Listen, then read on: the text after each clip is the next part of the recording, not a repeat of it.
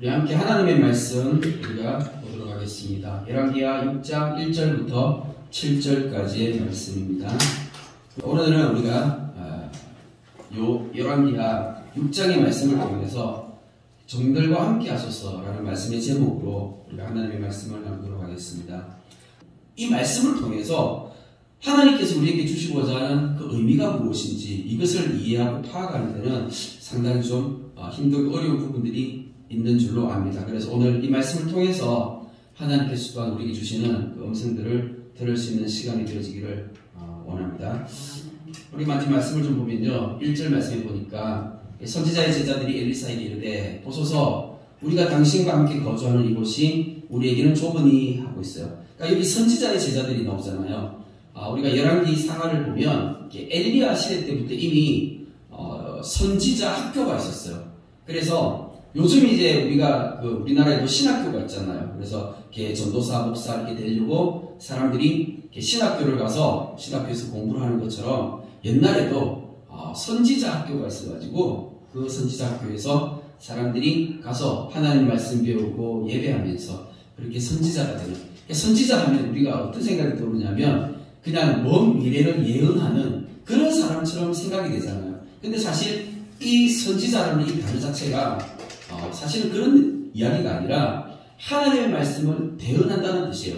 그러니까는 사실 이게 선지자라고 번역하기보다 대언자라고 번역하는 것이 훨씬 더 우리에게는 이야기가 쉽거든요. 그래서 하나님의 말씀을 대언하는 사람. 그러니까 하나님께서 선지자한테 너 이스라엘 백성들한테 가가지고 내 얘기를 이렇게 전해 하면 그 말씀을 듣고 가서 이스라엘 백성들한테 하나님의 말씀이 이렇게 되었습니다 라고 이렇게 전하는 그런 이제 메신저 역할 하는 사람이 바로 선지자이거든요. 그런데 우리는 좀 약간 어떻게 생각해요? 선지자 하면 그냥 나중에 앞으로 먼 미래에 일어날 그런 일을 막 예언하는 것처럼 그런 사람으로 좀 오해하는 경향이 있는 것 같습니다. 어떻든 간에 이때 당시 지금부터 약 3000년 전의 사람들이에요. 근데 사실 우리가 이 열왕기하 바로 앞에 있는 말씀을 보면 어떤 내용이 나오냐면 엘리야가 하나님께서 부르셔서 불만차를 타고 하늘로 올라갔어요. 하늘로 올라가는데 이게 사실 우리가 믿어지십니까 이게? 아니 사람이 하나님이 보내신 불만차를 타고 하늘로 올라갔어요. 그래서 엘리야는 죽음을 맛보지 않고 성천한 사람이에요. 죽음을 맛보지 않고 하늘로 올라간 사람. 이게 믿어지십니까? 여기 가만히 앉았으니까 다들 믿는 것처럼 그렇게 눈이 말똥말똥 하시지만 사실 이게 믿어지는 일이 아니거든요. 그러다 보니까 이 선지자들도 어떻게 되는 줄 아세요? 이 선지자 학교에 이 신학생들이 어떻게 했냐면 엘리사한테 찾아와가지고 우리가 용감한 사람들이 있다. 엘리야가 하늘로 올라가다가 그 불밭에서 떨어져가지고 죽었을 수도 있다. 아니면 크게 다쳤을 수도 있다. 그러니까 우리가 가서 한번 찾아보겠습니다. 하면서 50명의 용감한 부대가 어떻게 해요? 산을 막 헤집으면서 그 지역을 다 돌아다니면서 엘리야를 찾는 거예요. 아니 한번 생각해 보세요. 하나님이 불마차를 보내가지고 엘리야를 하늘로 데려가시는데 올라가다가 하늘에서 떨어지면 어떻게 되는 거예요?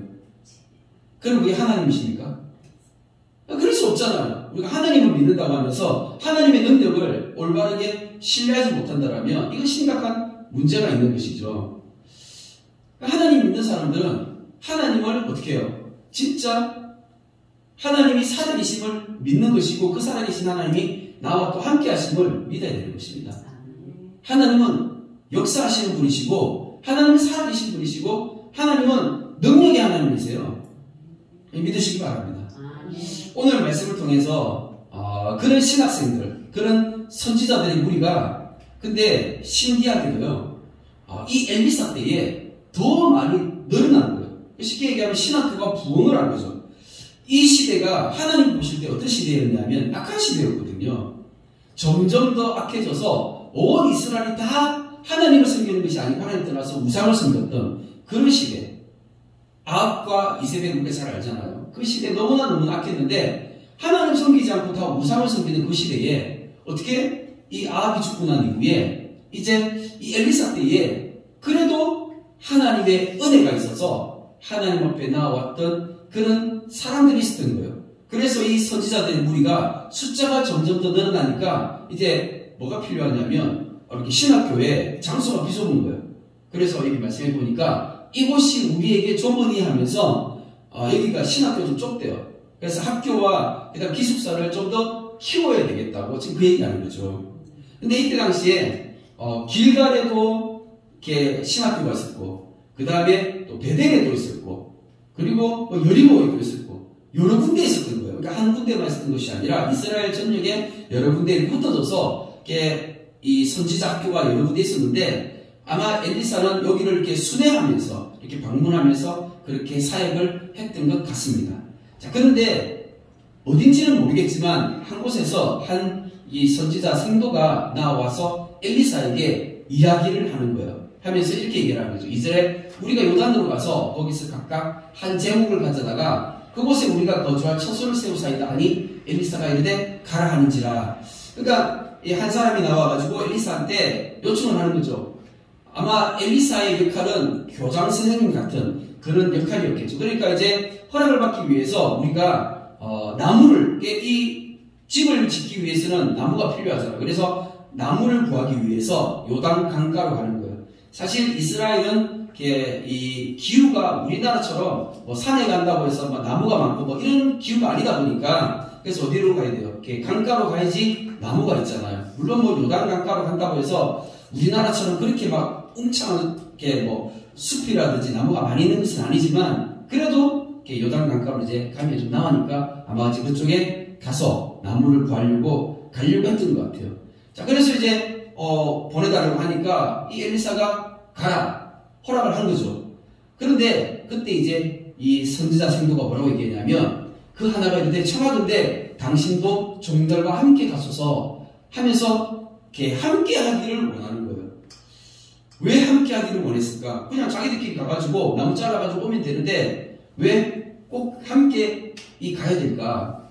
그 이유를 사실 쉽게 이해하기 좀 어려울 수도 있지만 그런데 우리가 신앙생활을 하다 보면 이 말씀이 충분히 이해가 되었습니다. 왜냐하면 이게 하나님께서 원하시는 방법이에요. 예를 들어서 우리 교회에 이제 뭐 이렇게 성도들이 이제 많아져가지고 이렇게 차량을 많이 운행을 해야 돼서 이렇게 멀리 있는 성도들을 태우기 위해서 차량을 운행하니까 교회에서 이렇게 차를 사잖아요. 그러면 이게 하나님이 싫어하는 거예요? 하나님께서 이거 기뻐하시는 걸까요?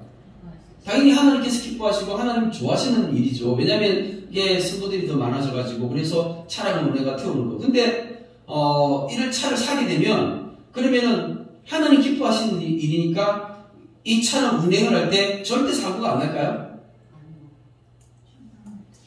예?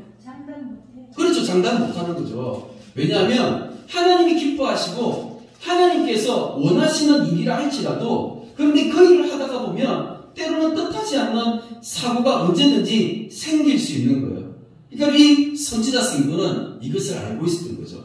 그러니까 여기에 저 요단 강가에 가가지고 우리가 나무를 하나씩 잘라가지고 들고 오는데 아무리 하나님이 기뻐하시고 이 일이 엘리사가 보기에 합당하고 좋은 일이라 할지라도 그럼에도 불구하고 하나님이 우리와 함께 하셔야 되는 것을 이 선지자 생도는 알고 있었던 거예요. 그래서 이 종들과 함께 가자고 엘리사에게 이것을 요청하는 거예요. 여기서 엘리사는 하나님의 사람으로 나타나잖아요. 하나님의 사람이라는 말이 무슨 말이에요? 하나님을 대신한 사람이니까 결국은 하나님과 같은 그런 존재이기 때문에 그러니까 엘리사하고 같이 가자고 하는 거예요. 당신 우리와 함께 있어야 됩니다. 당신 우리와 함께 있어야 됩니다. 라고 얘기하는 거예요. 우리 주님의 교회가 지금 이제 여러 가지 막 일들을 막 하면서 또 이렇게 그 다음 주에는 이렇게 또 우리가 막 붕어빵전도 막 하잖아요. 또 이렇게 이 고아원 가가지고 붕어빵 봉사활동도 하고 막 이렇게 하면서 여러 가지 이런 일들을 하는데 우리가 전도 차원에서 여러 가지 또 이렇게 일을 하면서 할 때 그냥 이 일이 하나님 보실 때 그냥 너무나 하나님 보실 때 합당하고 그리고 하나님 보실 때 좋은 일이라 할지라도 그럼 뭐가 필요한 거예요?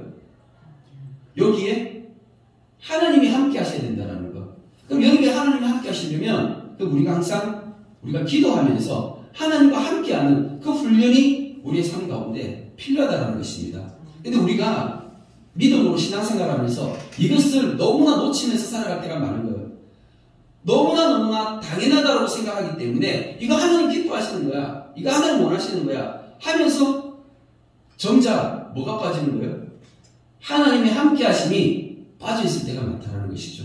그렇기 때문에 우리가 항상 깨어서 기도하면서 하나님 앞에 기도하면서 하나님 우리가 이런 일을 합니다. 하나님 함께 해주십시오. 기도하면서 하나님과 함께하는 것이 너무나 중요함을 우리에게 말씀을 통해서 깨우쳐주고 가르쳐 주시는 것입니다. 자, 그때 이제 이 엘리사가 이르되 내가 가리라 하면서 같이 가겠다라고 엘리사가 허락을 한 것입니다. 그러면서 드디어 그들과 함께 가니라. 무리가 요단에 이르러 나무를 베더니 이제 열심히 가가지고 이제 나무를 베었어요. 나무를 베었는데 그런데 그 나무를 벨 때 한 사람이 나무를 벨 때에 쇠도끼가 물에 떨어진지라. 이때 당시에 쇠는 엄청나게 비싼 물건이었어요.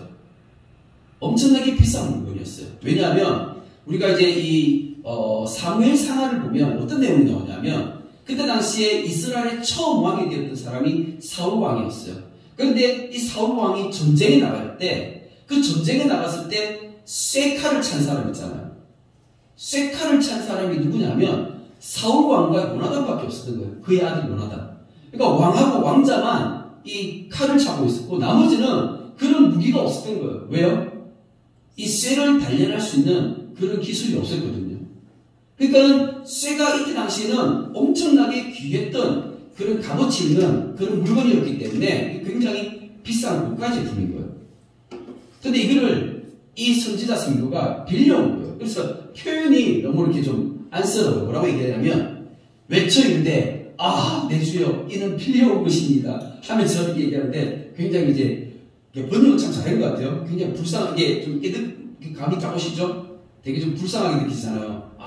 내 주여 이는 빌려온 것입니다 하면서 이렇게 빌려왔대요. 근데 우리가 이 구약 성경 말씀을 보면 어떤 내용이 있냐면 물건을 빌려와요. 이웃의 물건을 빌려왔을 때 그런데 이 물건을 다시 갚아주지 못하게 되면 그 값만큼 어떻게 되는지 아세요? 가서 종살이를 해야 돼요. 그러면 이 선지자 성도는 지금 쇠도끼를 빌려왔잖아요. 근데 이거를 잃어버렸어요. 그럼 이거를 갚지 못하면 어떻게 돼요? 자기가 빌려온 사람에게 가가지고 그 집에서 종살이를 해야 되는 거예요. 그 값만큼.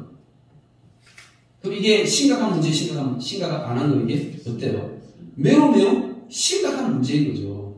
이 선지자 성도는 그렇게 힘든 상황이 된 거예요. 그러니까는 엄청나게 급하니까 어떻게 해요? 지금 외쳐 이르되, 여기서 외쳐 이르되라고 이렇게 지금 얘기하는데 여기서 외쳤다는 게 무슨 말이냐면 히브리어로 이런 단어예요.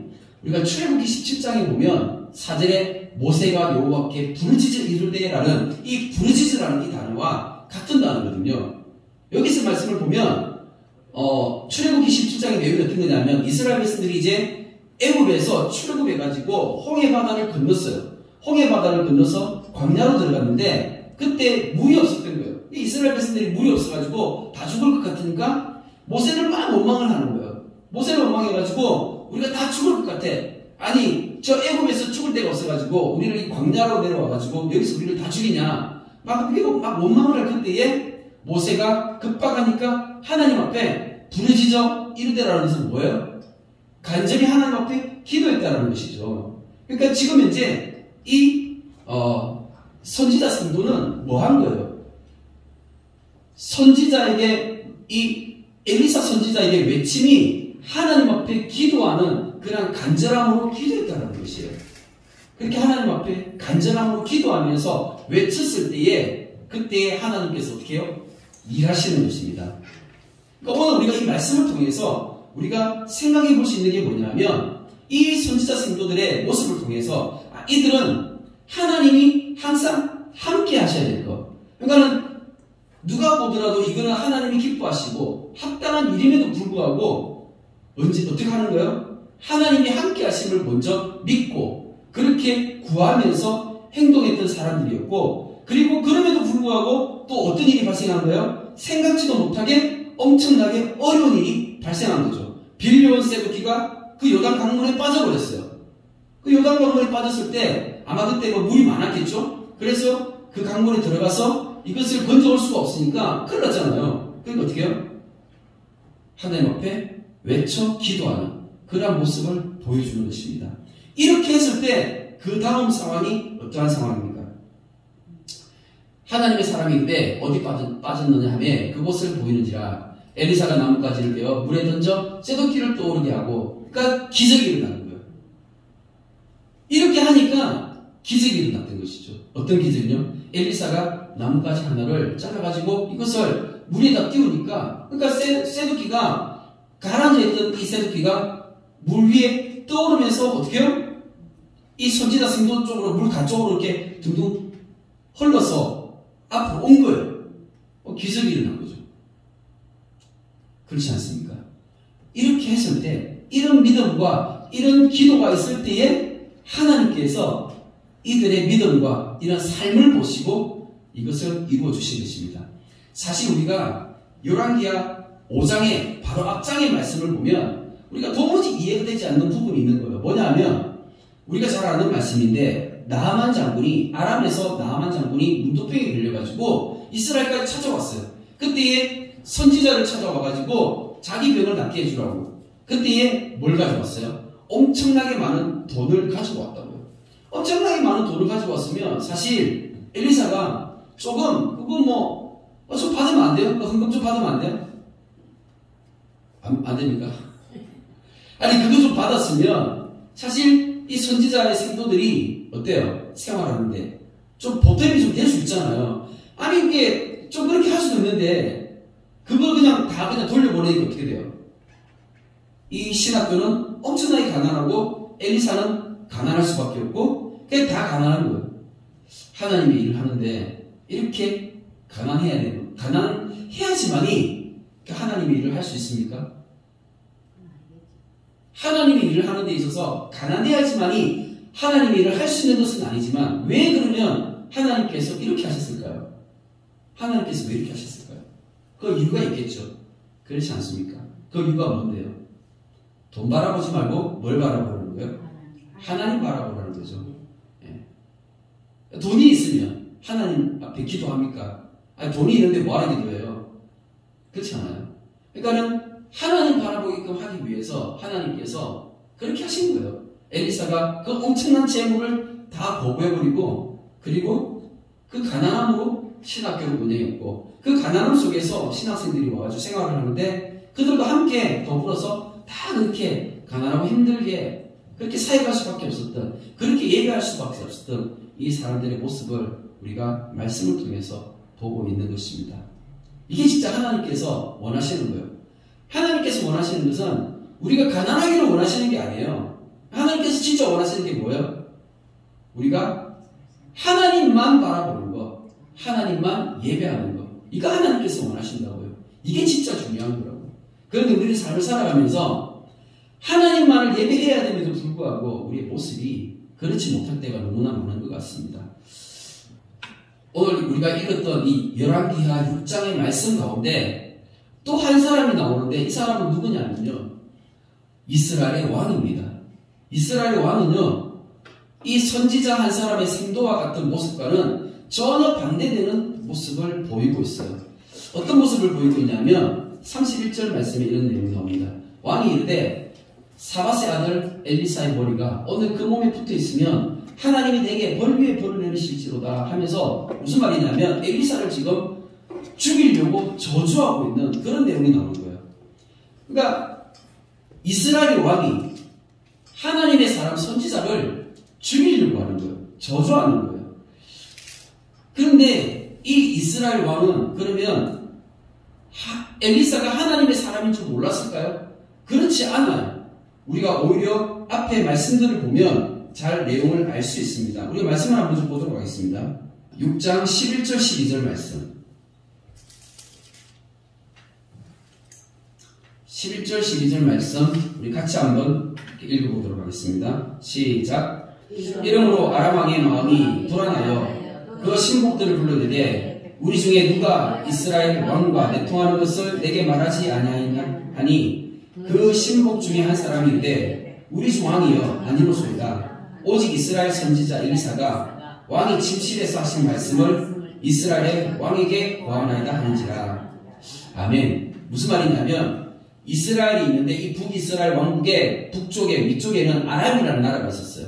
그런데 이 아람이라는 나라가 수시로 이 북이스라엘을 쳐들어와가지고 그래서 이렇게 침략을 해가지고 막 빼앗아가고 막 그런 거예요.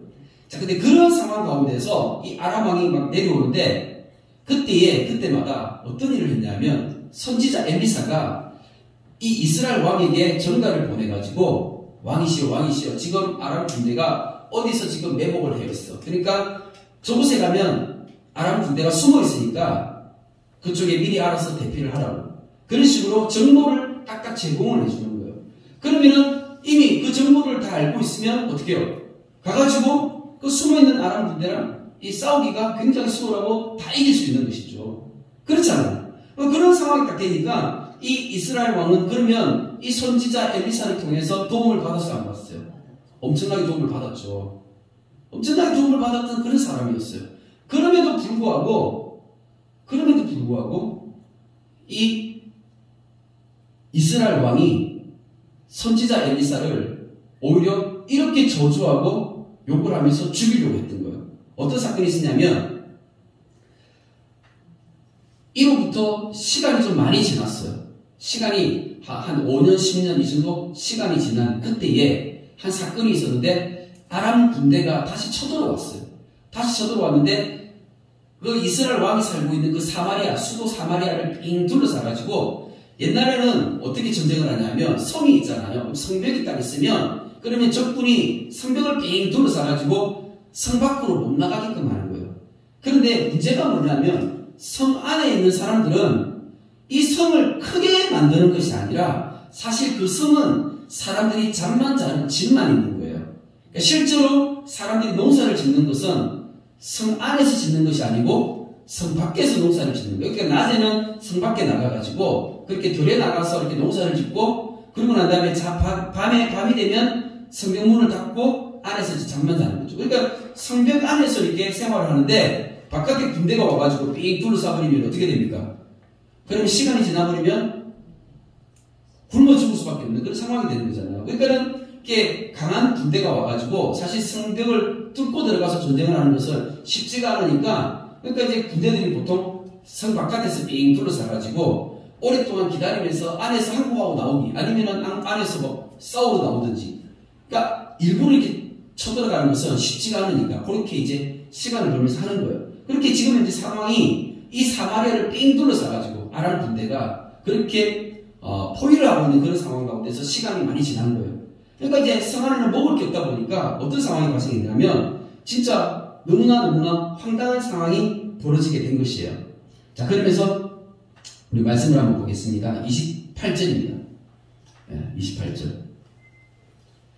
제가 읽어보겠습니다. 또 이르되 무슨 일이냐 하니 여인이 대답하되 이 여인이 내게 이르기를 네 아들을 내놓아라. 우리가 오늘 먹고 내일은 내 아들을 먹자 하매 우리가 드디어 내 아들을 삶아 먹었더니 이튿날에 내가 그 여인에게 이르되 네 아들을 내놓아라. 우리가 먹으리라 하나 그가 그의 아들을 숨겼나이다 하는지라. 무슨 내용이냐면 이게 지금 시간이 많이 지나가지고 성 안에 먹을 게 없다 보니까 두 여인이 아들이 한 명씩 있는데 서로 오늘 내 아들 잡아먹고 내일은 네 아들 잡아먹고 이렇게 약속을 했다는 거예요. 그런데 오늘 이제 내 아들을 잡아먹었는데 다음날 가보니까 다른 여인이 그 아들을 숨겼다라는 거예요. 우리가 사실 이 말을 들으면 이게 이해가 되십니까? 너무나 황당하고 이해할 수도 없는 그런 내용이지만 이게 역사 가운데 이런 일이 있었다는 것이죠. 자, 그런데 이랬을 때에 이제 그 얘기를 30절 말씀해 보니까 왕이 그 여인의 말을 듣고 너무나 화가 나고 황당하고 억울해가지고 그래가지고 자기가 옷을 찢으면서 베옷을 입고 있었다는 말입니다. 그러면서 누구를 지금 저주하는 거예요? 엘리사 선지자를 저주하는 것이죠. 왜요? 왜 엘리사 선지자를 저주했을까요? 엘리사 선지자가 아마 그랬을 거예요. 하나님의 때를 기다리라는 거예요. 하나님께서 구원하실 건데 그 하나님께서 구원하실 때를 기다리라는 거예요. 그러니까 이 이스라엘 왕이 믿음이 있었을까요? 없었을까요? 이 이스라엘 왕은 믿음이 없는 거예요. 그러니까는 지금 이제 돌아가는 상황을 보니까 이제 더 이상 기다릴 수가 없는 거예요. 그러니까는 누구를 향한 원망이에요? 지금 여기서 하나님이 내게 벌리에 벌을 내리실지로다 이런 말이 진짜 하나님을 믿는 건가요 이게? 하나님 믿는 믿음이 아닌 거죠. 하나님의 사람을 못 믿는데 어떻게 하나님을 믿는 것입니까? 그러면서 오히려 저주를 하면서 욕을 하면서 죽이려고 하는 그런 내용이 나오는 것입니다. 자, 이때에 이제 이런 말씀이 있습니다. 이 왕이 자기 신하와 함께 더불어서 엘리사를 찾아왔어요. 찾아와가지고 대화를 하는 가운데 7장 1절 2절입니다. 엘리사가 이르되 여호와의 말씀을 들을지어다. 여호와께서 이르시되 내일 이맘때에 사마리아 성문에서 고운 밀가루 한 스아를 한 세겔로 매매하고 보리 두 스아를 한 세겔로 매매하리라 하셨느니라. 무슨 말이냐면 이 이스라엘 왕에게 엘리사 선지자가 이렇게 얘기를 하는 거예요. 내일 하나님께서 이적을 베푸실 거야. 그래가지고 지금 아무것도 먹을 게 없지만 그런데 내일 양식이 엄청 많아져가지고 그래서 밀가루 한 스아가 한 세겔 그리고 보리 두 스아가 한 세겔로 너희들이 사고 팔고 하게 될 거야 하면서 이 가격은 지금 이제 엄청나게 저렴한 가격으로 예를 들어가지고 지금 이렇게 쌀 10kg에 100만 원 하는 게 쌀 10kg가 만 원 한다. 이런 식으로 된다는 것이죠. 그러니까 이제 이거를 그럼 왕과 그 신하들이 믿어요, 안 믿어요? 안 믿는 거죠. 못 믿는 거죠. 그러니까 그때 왕이 그의 손에 의자를 잡고 한 장관이 하나님의 사람에게 대답하였는데 여호와께서 하늘에 창을 내신들 어찌 이런 일이 있으리요 하더라. 못 믿는 거예요. 하나님께서 하늘에 창을 내신들 어찌 이런 일이 있으리요. 그러니까 하나님이 이 일을 하실 수 있다 없다? 하나님이 이런 일을 하실 수 없다라는 거죠. 하나님도 못한다라는 거죠. 그럼 하나님 안 믿는 거잖아요. 그러니까 하나님의 사람을 못 믿는 것은 하나님도 안 믿는 거고 하나님도 못 믿는 거예요. 자, 그러니까 엘리사가 화가 나서 한마디 합니다. 뭐라고 얘기하는 거예요? 네가 네 눈으로 보리라. 그러나 그것을 먹지는 못하리라. 이렇게 오히려 엘리사가 답변하게 됩니다. 그래? 하나님도 이걸 원하신다고?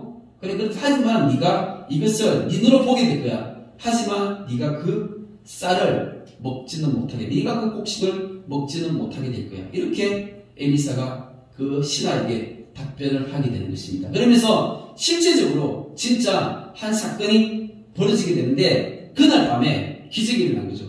그날 밤에 어떻게 기적이 일어났냐면 그날 밤에 갑자기 아람 군대가 이 성벽을 삥 둘러싸고 있던 아람 군대가 그날 밤에 다 도망을 가버렸어요. 왜 도망을 갔냐면 그들이 이 진을 딱 치고 있는데 진 안에 있는데 갑자기 엄청나게 큰 말발굽 소리를 막 군대가 엄청나게 많은 군대가 막 몰려오는 그런 소리를 듣게 된 거예요. 그래가지고 야 이게 무슨 소리야 하면서 깜짝 놀란 거죠. 말씀을 보면 6절 말씀에 이는 주께서 아람 군대로 병거 소리와 말소리와 큰 군대 소리를 듣게 하셨으므로 아람 사람이 서로 말하기를 이스라엘 왕이 우리를 치려하여 햇사람의 왕들과 애굽 왕들에게 값을 주고 그들을 우리에게 오게 하였다 하고 하면서 자기들끼리 하는 소리예요. 그러니까 아람 이 군인들이 자기들끼리 하는 소리로 이스라엘 왕이 저 애굽 왕한테 돈을 줘가지고 용병을 지금 데려오고 그래가지고 지금 그러니까 어떻게 된 거예요? 전쟁을 이게 지금 아람 군대는 안쪽에는 사마리아 군대가 있고 바깥쪽에는 그러면 애국 군대가 지금 몰려오니까 양쪽에서 협공을 받게 되니까 살기 위해서 어떻게 하는 거예요? 도망을 가게 되는 거죠. 그러니까 급하게 다 놔둬놓고 그냥 다 도망을 가게 된 거예요. 이 일이 발생을 하게 된 것입니다. 그런 걸로 인해가지고 갑자기 막 도망을 가면서 이 사람들이 다 놔둬놓고 간 거예요. 자기들의 양식까지 다 놔둬놓고 가버린 거예요. 그러니까 이제 다음날 이스라엘 이 바깥에 나와 보니까 이 아람 진영에 이 곡식들을 다 놔둬놓고 그냥 가버려가지고 그래서 이 곡식들이 어떻게 돼요? 진짜 예언한 대로 고운 밀가루 한 스아가 한 세겔로 되었다라는 것입니다. 하나님께서는 살아계시고 하나님께서는 역사하시는 분이에요. 우리 믿음이 있어야 됩니다. 하나님 일하시는 것을 볼 수 있는 믿음이 있어야 돼요. 하나님 일하시는 것을 볼 수 있는 그 믿음이 있어야지 하나님께서 일하실 수 있는 겁니다. 정말 내 안에 하나님이 함께 하심을 체험하고 경험했던 거 이게 진짜 중요한 거였습니다. 우리 주님의 교회 성도님들도 하나님 만나는 체험했으면 좋겠어요. 하나님 살아계십니다. 우리 주님의 교회에 하나님 역사하실 줄 믿습니다. 오늘 선지 생도들이 하나님 만나고 하는 체험했어요. 그런데 한편에서는 똑같이 하나님 살아계신 걸 보고 하나님 체험하고 하나님 경험했음에도 불구하고 하나님 믿지 못하는 사람들이 있었어요. 그때에 엘리사 선지자가 뭐라고 얘기했어요? 네가 네 눈으로 보리라. 그러나 그것을 어떻게 해요? 먹지는 못하리라. 하나님은 눈에 보이지 않으세요. 하나님은 눈에 보이지 않지만 그런데 그 살아계신 하나님을 우리가 체험하고 경험할 수 있습니다. 우리가 그것을 뭐라고 얘기하냐면 하나님께 영광을 돌린다고 하는 것이에요. 하나님께 영광이라는 말은 눈에 보이지 않는 그 하나님을 만나고 체험하는 것입니다. 우리 주님의 교회에 하나님의 영광이 가득하기를 이 시간 축복합니다. 아멘. 하나님 감사합니다. 주님 그렇습니다. 오늘 말씀을 통하여 오늘 또한 예배를 통하여 주님 우리 안에 하나님의 영광이 가득히 임하기를 또한 주님 소원합니다. 우리의 삶을 살아가면서 하나님을 만나고 하나님을 체험하고 하나님을 놀랍게 경험하는 주님 그러한 기적과 이적들이 있을 때에 주님 우리가 믿음으로 깨닫게 해주시고 우리 영적인 눈이 떠져서 이것들을 보게 하여 주시옵소서. 안타까운 것은 오늘 말씀 가운데 이스라엘의 왕과 또한 그 신하들은 하나님이 살아계심을 보고 또한 그 역사하심을 봄에도 불구하고 하나님을 믿지 못하고 하나님을 신뢰하지 못하였던 그 안타까운 상황들을 보았습니다. 주님 그렇습니다. 비록 이 말씀이 3000년 전에 써있었던 주님 그 말씀이라 할지라도 하나님은 여전히 살아계셔서 우리와 함께 해주시고 하나님은 여전히 살아계시는 분이시며 또한 능력의 하나님이심을 우리가 믿습니다. 주님, 우리 주님의 교회에 능력의 하나님께서 살아계시고 역사하여 주시어서 우리가 다 함께 이 일을 보게 하여 주시고 또한 우리가 이 일을 봄으로 인하여 함께 믿음으로 나아갈 수 있는 그 은혜를 더하여 주시옵소서. 그렇게 우리 주님의 교회가 살아있는 교회, 깨어있는 교회, 하나님께서 역사하시는 교회 되어지기를 간절히 소원하오며 살아계신 예수 그리스도의 이름으로 기도드립니다. 아멘.